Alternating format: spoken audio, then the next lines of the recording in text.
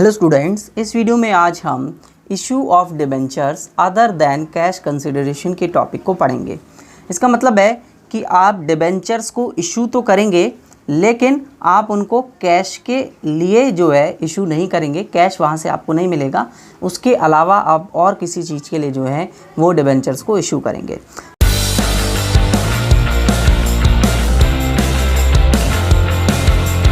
तो देखिए आप किसके लिए डिबेंचर को इशू करते हैं। मैं सपोज़ दैट मान लीजिए मैं जो है एक मशीन ख़रीदता हूँ या कोई एसेट ख़रीदता हूँ। एसेट का नाम मैंने अभी ले लिया मशीन, ठीक है, या मशीनरी आप बोल सकते हैं।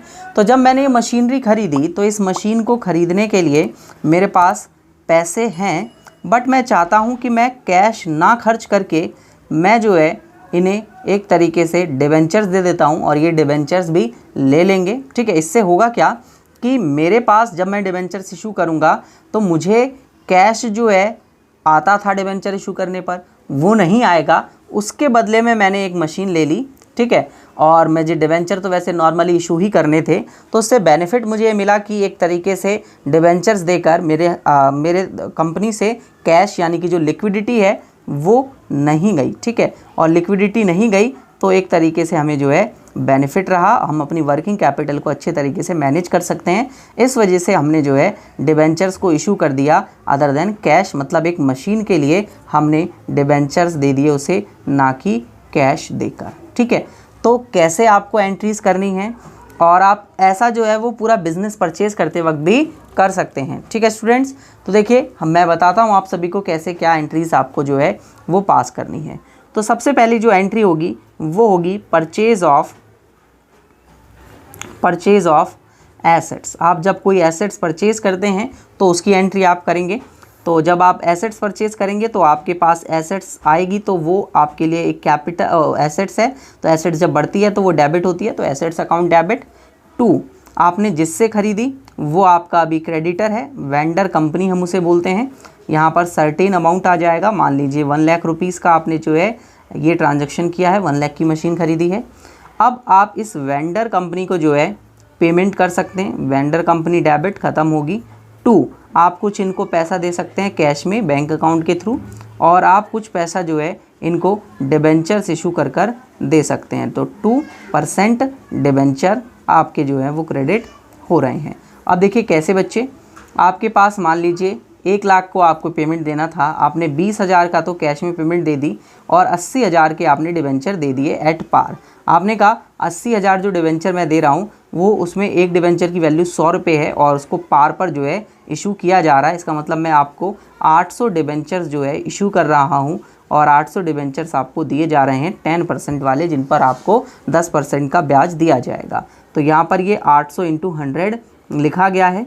तो इसका मतलब है कि ये जो मैंने डिबेंचर यहाँ पर इशू किए हैं वो मैंने एट पार किए हैं। यहाँ पर मैंने कोई भी एक्स्ट्रा पैसा अभी अपने डिबेंचर होल्डर से नहीं मांगा। क्लियर बच्चे, यहाँ तक आप सभी को समझ में आया। अब नेक्स्ट देखिए, अगर मैं एट प्रीमियम इसको इशू करता हूँ, मतलब प्रीमियम मतलब कुछ एक्स्ट्रा पैसा जो है डिबेंचर होल्डर से लेता हूँ, तो देखिए क्या केस बनेगा हमारे पास। तो सबसे पहली बात तो वेंडर कंपनी डेबिट, मैं ये वाली एंट्री सेम रहने दूंगा, ठीक है, एसेट्स परचेज़ करने की। और फिर इसके बाद जो हमने पेमेंट की एंट्री करी है ना, ये वाली पेमेंट की एंट्रीज़ में हम जो है वो डिफरेंट करते जाएंगे अलग अलग, ठीक है बच्चे। तो vendor company debit, vendor company से पैसे हम दे रहे हैं उसको टू बैंक अकाउंट, तो बैंक अकाउंट के थ्रू अभी मैं उतना ही दे रहा हूँ, मान के चलते हैं सेम केस। और 10% डिबेंचर्स दे रहा हूँ मैं उनको सिक्योरिटी प्रीमियम के साथ। तो मेरे पास सिक्योरिटी प्रीमियम भी आ रहा है, तो मैंने उसको सिक्योरिटी प्रीमियम को क्रेडिट कर दिया टू सिक्योरिटी प्रीमियम, ठीक है। यहाँ तक कोई भी दिक्कत किसी बच्चे को नहीं होनी चाहिए। अब 1 लाख रुपए की मशीन थी, वेंडर कंपनी को 1 लाख रुपए की पेमेंट देनी थी, 20,000 रुपये तो बैंक से दे दिए। अब बचे 80,000 रुपये। तो 80,000 रुपये की जो पेमेंट है वो 100 रुपये के एक डिबेंचर से की जा रही है और इसमें जो है प्रीमियम है। अब देखिए दोस्तों, प्रीमियम हमको कितना लेना है ये हमको डिसाइड करना पड़ेगा। तो मैं एक बार जो है देख लेता हूँ कितना पॉइंट में नंबर ना आए कोई भी। तो मैंने कह दिया कि प्रीमियम जो है वो 25% का है। तो 25% का प्रीमियम है, तो 100 का एक डिबेंचर था आपके पास और 25% उस पर प्रीमियम है, तो आपके पास 125 का डिबेंचर हो जाएगा। और जब आप 125 से इसको डिवाइड करेंगे तो आपके पास 640 डिबेंचर जो है वो आएंगे। तो आपने 640 डिबेंचर जो है इशू किए हैं, ठीक है। तो आपने 640 इंटू 100 यहाँ पर लिखा, क्योंकि जितना आपका होता है, और 6 से 40 इंटू 25 आपने जो है वो प्रीमियम में ट्रांसफ़र कर दिया। तो ये तो आ गया आपका 64,000 और ये आ गया आपके पास 16,000 और आपकी फ़ाइनल पेमेंट जो है वो हो गई है। ठीक है दोस्तों, यहाँ तक आपको चीज़ें समझ में आई होंगी।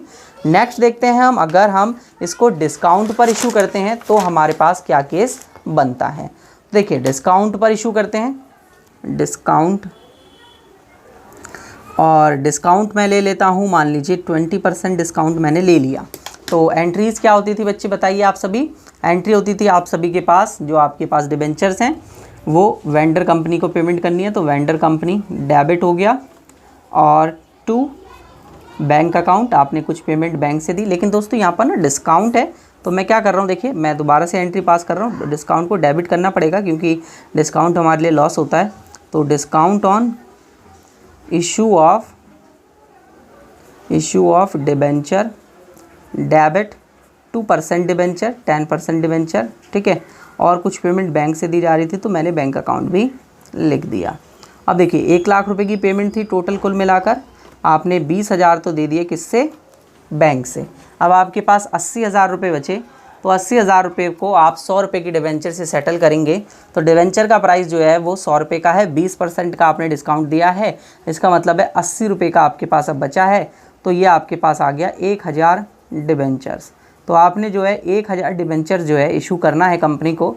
तो 1,000 डिबेंचर्स इंटू 100 यहाँ पर, तो 1 लाख रुपए यहाँ आ जाएगा। इसका मतलब अब आपको ज़्यादा के डिबेंचर्स इशू करने पड़ेंगे क्योंकि आपने डिबेंचर्स डिस्काउंट पर इशू करें, और 20 रुपये आपके यहाँ पर डिस्काउंट में, यानी कि 20,000 यहाँ पर। क्लियर बच्चे। तो जब आप डिस्काउंट पर इशू करते हैं तो आपको ज़्यादा डिबेंचर्स इशू करने होते हैं, और अभी मैंने दिखाया जब आप प्रीमियम पर इशू करते हैं तो आपको कम डिबेंचर्स जो है इशू करने पड़ते हैं नॉर्मली। ठीक है, यहाँ तक आपको चीज़ें बहुत अच्छे से समझ में आई होगी कि किस तरीके से हमको इस क्वेश्चन को हैंडल करना है, अदर देन कैश कंसिडरेशन के केस में, जब हम कोई मशीन एक्सेट्रा जो है वो परचेज़ कर लेते हैं। ठीक है स्टूडेंट्स, अब मैं आप सभी को कराने वाला हूँ कि अगर हम कोई बिज़नेस परचेज़ करते हैं तो उस वक्त कैसे हम डिबेंचर्स की सहायता से पेमेंट करते हैं। ठीक है, तो वो टॉपिक डालिए आप सभी। टॉपिक का नाम होगा आपके पास सेम वही रहेगा, other than issue of debenture, other than cash consideration. बस लिख लीजिए आप परचेज ऑफ अ बिजनेस। ठीक है, तो आप पूरा बिजनेस जो है वो क्या कर लेंगे, किसी का परचेज कर लेंगे। तो हम लोग क्या करते हैं, एक क्वेश्चन बनाते हैं, एक एग्जाम्पल बनाते हैं। तो आप सभी एग्जाम्पल लिखिए। Example, A limited purchase business of B limited. ठीक है, तो ए ने परचेज किया है बी लिमिटेड से। ठीक है, तो बी लिमिटेड यहाँ पर वेंडर कंपनी है, ये ध्यान रखना है आप सभी को। ठीक है, A limited purchase business of B limited. B limited के पूरे बिजनेस को क्या कर लेगा, ये परचेज कर लेगा। तो इस बिज़नेस में आपके पास जो है बी लिमिटेड का जो बिज़नेस है उसके पास कुछ एसेट्स होंगी। सपोज दैट एसेट्स की वैल्यू उसके पास जो है वो 20 लाख रुपए की है, और उसकी कुछ लाइबिलिटीज़ होंगी, वो लाइबिलिटीज़ भी मैं ही ले लूँगा। ठीक है, तो वो लाइबिलिटीज़ सपोज दैट मान लीजिए उसकी लाइबिलिटीज़ है 5 लाख रुपए की। ठीक है, और मैंने उसे जो परचेज़ कर रहा हूँ उसका जो अमाउंट है, परचेजिंग अमाउंट लिख देता हूँ मैं इसे, परचेज अमाउंट। ठीक है, परचेज़ करते वक्त जो उसे अमाउंट पे कर रहा हूँ मैं, वो मैं दे रहा हूँ उसे सपोज दैट 12 लाख रुपए। ठीक है, कितना दे रहा हूँ, 12 लाख रुपए। तो क्या एंट्री होगी ज़रा देखिए, डिबेंचर्स इशू करने हमें उतने की ही।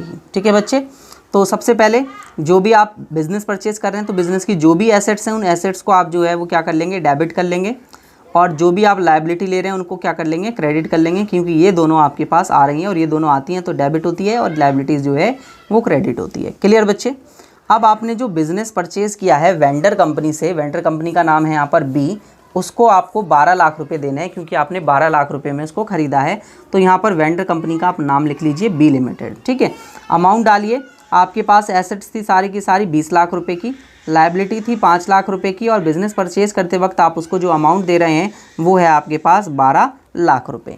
तो आप बच्चे एक चीज़ देखिए, आपके पास एसेट्स जो है ज़्यादा आ रही हैं और आपने उसको केवल 12 लाख रुपए दिए, और यहाँ पर आपके पास जो है 5 लाख रुपए का लायबिलिटी थी। तो इसका मतलब क्या है कि आपने 20 लाख रुपए की एसेट्स को टोटल पेमेंट करने का मतलब है कि लायबिलिटी जो आपने लिया वो भी तो आप पेड करेंगे ना, तो टोटल आप जो है वो पेड करेंगे 17 लाख, बट आपको 20 लाख रुपए की एसेट्स वहाँ से मिल गई। तो इसका मतलब क्या है कि आपको जो है प्रॉफिट हो गया और उस प्रॉफिट को आप ट्रांसफ़र कर देंगे अपने कैपिटल रिजर्व अकाउंट में। ठीक है, तो जब भी प्रॉफिट होता है तो आप उसको कैपिटल रिजर्व अकाउंट में ट्रांसफ़र कर देंगे। और प्रॉफिट कितने का हो रहा है? 3 लाख रुपए का हो रहा है, 20 माइनस 17। ठीक है, तो ये आपके पास बैलेंसिंग फिगर जो है निकल के आता है हमेशा। ठीक है बच्चे, अब सपोज दैट आप सभी का डाउट होगा कि देखिए अगर हमारे पास लायबिलिटी जो है 10 लाख की होती, लायबिलिटी कितने की होती? 10 लाख की होती, तो आप एक चीज़ देख सकते हैं, अभी आप इस चीज़ को इग्नोर कर दीजिए कि कैपिटल रिजर्व यहाँ लिखा हुआ है, तो आप यहाँ देखेंगे कि यहाँ पर जो टोटल होता अब वो होता 22 लाख रुपए का। कितना होता बच्चे? 22 लाख रुपए का। और यहाँ पर 20 लाख रुपए, तो इसका मतलब है आप 20 लाख रुपए की एसेट के लिए 22 लाख रुपए पे कर रहे हैं। क्यों पे कर रहे हैं? वाई? क्यों इतना ज़्यादा अमाउंट हमारे द्वारा पे किया जा रहा है? तो इसका सिंपल सा मतलब है कि आप जो है बिजनेस में आपको गुडविल दिख रही है, इसलिए आपने जो है गुडविल के लिए आपने एक्स्ट्रा 2 लाख रुपए उस बिजनेस में क्या करे हैं? पे करे हैं। तो आपके पास यहाँ पर गुडविल जो है वो बैलेंसिंग फिगर आ जाती है। ऐसे बैलेंसिंग फिगर क्या आ जाती है? इस बार आपके पास गुडविल आ जाती। ठीक है बच्चे, कोई दिक्कत इसमें कि गुडविल कब आएगी, कैपिटल रिजर्व कब आएगा, ये सब तो कोई समस्या अब शायद नहीं होगी। ठीक है, क्लियर है यहाँ तक? तो ये जो है वो पूरा का पूरा तरीका है कि अगर बिज़नेस परचेज करना है तो किस तरीके से हमें जो है वो परचेज करना होगा। तो दोस्तों मैं आप सभी को एक क्वेश्चन जो है वो सॉल्व कराता हूँ। ठीक है, वो एक क्वेश्चन दिखाता हूँ आप सभी को।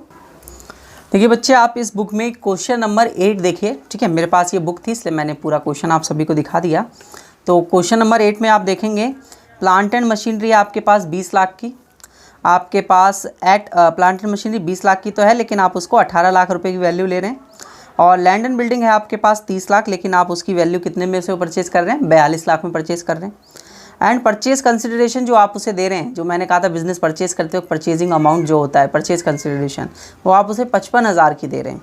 And paid 10,000 in cash and remaining by the issue of 8% debenture of 100 each eight 20% premium. ठीक है बच्चे, तो क्वेश्चन आप सभी को समझ में आया? इसे हम सॉल्व करें। ठीक है, बुक साइड में रख देते हैं, क्वेश्चन को सॉल्व करते हैं।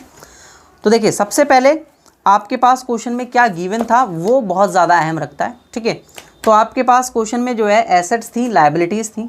तो एसेट्स के नाम पर आपको प्लांट एंड मशीनरी दिया हुआ था, तो आपने लिखा प्लांट एंड मशीनरी डेबिट, तो आपने प्लांट एंड मशीनरी को डेबिट कर दिया, plant and machinery account debit. आपके पास लैंड एंड बिल्डिंग था एसेट्स के नाम पर भी, तो लैंड एंड बिल्डिंग भी आपने ले लिया, तो लैंड एंड बिल्डिंग अकाउंट क्या हो गया आपके पास? डेबिट हो गया। 2, आपके पास बिजनेस में कोई भी लायबिलिटी जो है वो नहीं थी और वहाँ पर एक्स लिमिटेड वाई से परचेज़ कर रहा था, तो वाई लिमिटेड यहाँ पर क्या हो गया आपके पास? वेंडर हो गया। तो उसने कहा था कि जो प्लांट एंड मशीनरी है उसकी वैल्यू लीजिए आप 18 लाख की, और जो लैंड एंड बिल्डिंग की वैल्यू है उसकी वैल्यू लीजिए आप 42 लाख रुपए की, और जो परचेज कंसिडरेशन होगी वो कितने लाख की होगी? 55 लाख की होगी। ठीक है, तो 55 लाख की जब परचेज कंसिडरेशन है टोटल आप इसको करेंगे तो यहाँ पर 60 लाख बैठ रहा है और आपने 55 लाख ही उसे दिए हैं। इसका मतलब है आपको बेनिफिट हो गया। उस बेनिफिट को आप कहाँ पर ट्रांसफ़र कर देंगे? कैपिटल रिजर्व में ट्रांसफ़र कर देंगे। तो कैपिटल रिजर्व आपके पास बैलेंसिंग फिगर आ जाएगा, मैंने शॉर्ट में BF लिख दिया है। तो कितने का आ गया कैपिटल रिजर्व आपके पास? 5,000 रुपये का यहाँ पर आपके पास कैपिटल रिजर्व निकल के आ गया बच्चे। ठीक है बच्चे, कोई दिक्कत इसमें कोई भी दिक्कत नहीं होनी चाहिए। बहुत ईजी तरीके से हमने इस चीज़ को जो है वो समझाया है। क्लियर? अब हम वाई लिमिटेड को जो है वो पेमेंट देंगे, तो वाई लिमिटेड जो है हमारे लिए वेंडर हो गया, तो वेंडर डेबिट 2। अब इसको हम कुछ तो पैसा दे दे रहे हैं कैश में बैंक से, ठीक है, और कुछ पैसे के लिए हम इसको जो है डिबेंचर्स दे रहे थे 8% वाले, तो 8% डिबेंचर्स हमने जो है इसको दे दिए, ठीक है, टू सिक्योरिटी प्रीमियम के साथ, और प्रीमियम भी था ना वहाँ पर। ठीक है बच्चे, क्लियर? यहाँ तक आप सभी को समझ में आ रहा होगा। अब देखिए 55 लाख रुपए की पेमेंट करनी है। कितने की पेमेंट करनी है? 55 लाख रुपए की, जिसमें से 10 लाख रुपए तो आप किस में पेमेंट कर रहे हैं? कैश में ही पेमेंट कर दे रहे हैं। तो आपके पास अब बच गया 45 लाख। तो 45 लाख की जब आप पेमेंट करेंगे डिबेंचर्स में 100 ईच, और प्रीमियम है बच्चे 20%, तो 100 का 20% कितना होगा आप सभी को बताइए? 100 का 20% आपके पास जो है 120 हो जाएगा टोटल, यानी कि 20 रुपये के साथ। तो टोटल अमाउंट 120 हो गया। तो आप 45 लाख को 120 से डिवाइड करें, मैं अपने कैलकुलेटर से कर देता हूँ। 45 लाख डिवाइडेड बाय 120, तो आपके पास 37,500 के डिबेंचर निकल कर आ रहे हैं। आप इतने डिबेंचर्स उसे देंगे, तो 37,500 इंटू 100 और 37,500 इंटू 20, तो ये आ गया आपके पास आपका 37,50,000 अमाउंट। और ये आ गया आपके पास, इसका भी कर लेते हैं, इंटू 20, ठीक है। तो ये आ गया आपके पास 7.5 लाख रुपए का अमाउंट, ठीक है। क्लियर बच्चे? तो इस तरीके से आपको क्वेश्चन करना होता है जब आप पूरा का पूरा बिजनेस जो है वो परचेज़ करते हैं। तो दोस्तों आपको बहुत अच्छे से चीज़ें समझ में आई होंगी। ज़्यादा जानकारी के लिए और ज़्यादा इसी तरीके के video lectures, full video lectures के लिए आप अध्ययन क्लासेस ऐप डाउनलोड कर लीजिए। वहाँ पर मैं आप सभी को पूरे के पूरे वीडियो लेक्चर्स जो है वो प्रोवाइड कराता हूँ इसी तरीके के, ठीक है। दोस्तों वीडियो अच्छी लगी हो तो वीडियो को लाइक ज़रूर कर दें, अपने सभी दोस्तों के साथ वीडियो को ज़्यादा से ज़्यादा शेयर करें और कमेंट कर दें, जिससे आप सभी को जो है कोई भी सवाल हो या कुछ भी हो आप मुझसे पूछ सकते हैं, ठीक है स्टूडेंट्स। चलिए नेक्स्ट वीडियो में मिलते हैं जहाँ पर हम इसके आगे का टॉपिक करेंगे।